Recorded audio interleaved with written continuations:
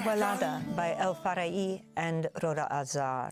This is Democracy Now!, democracynow.org. I'm Amy Goodman. We end today's show with a look at a new effort to hold Israeli soldiers accountable despite a climate of impunity for crimes committed in Gaza. Last week, Poland adopted a resolution ensuring that Israeli Prime Minister Benjamin Netanyahu will be guaranteed safe entry to Poland to attend ceremonies marking 80 years since the liberation of the Nazi concentration camp at Auschwitz. Poland's deputy foreign minister had said earlier Poland would comply with the International Criminal Court's arrest warrants if Netanyahu visited Poland. Here in the U.S., the House of Representatives voted last week to sanction the International Criminal Court over arrest warrants for Netanyahu and the former military chief, Yoav Gallant.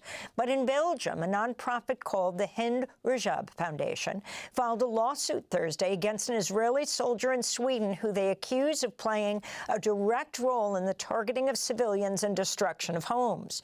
Earlier this month, Israel's embassy in Brazil helped a 21-year-old Israeli army reservist flee Brazil after a Brazilian federal court ordered police to open an investigation into possible war crimes he committed in Gaza. That case had also been filed by the Hind Rajab Foundation. The Brussels-based nonprofit is named after 6-year-old Hind Rajab, who was killed along with her family in a January 2024 Israeli attack as they were in a car escaping bombardment in Gaza City, a story we covered extensively. For more, we're joined now in Brussels by Dyab Abou Jahjah, co-founder of the Hind Rajab Foundation.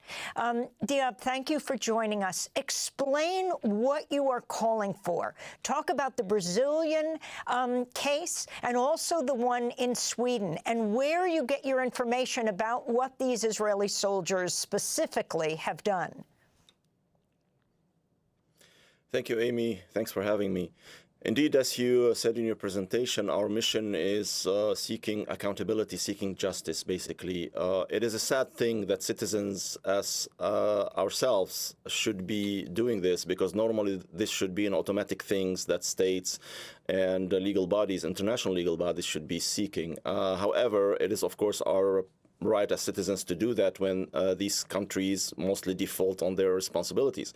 So what we do is monitor the posts of Israeli soldiers who have been extensively, as you know and everybody knows, posting things out of Gaza, out of the ongoing genocide there.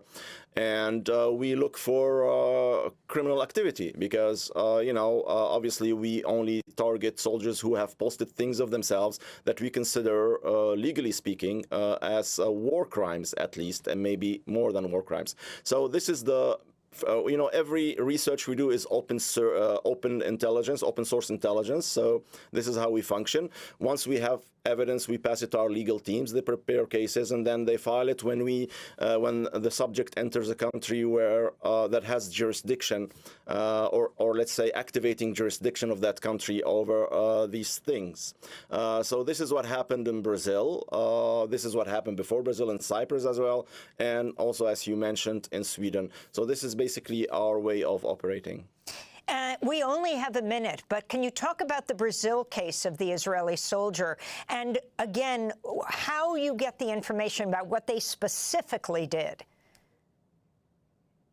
Again, the information is posted by themselves, so we analyze it and we turn, social media posts basically into legal cases. I just want to, since you said we just have a minute, I want to take the opportunity to say that the countries of the world should take their responsibilities. As we speak, Major Ghassan Alian, who is the head of COGAT, which is the entity that oversees the weaponizing of famine in Gaza, is present in Italy to attend a meeting secretly. We have filed a case against them in the International Criminal Court, asking them to activate any arrest warrant that they have against him, or if not, issue a new one. And we also informed the Italian authorities, asking them to activate their responsibility under the Rome Statute, which, since they have jurisdiction and since Major General Alian does not have immunity. This is an example that is now unfolding of how the countries of this world should take their responsibilities.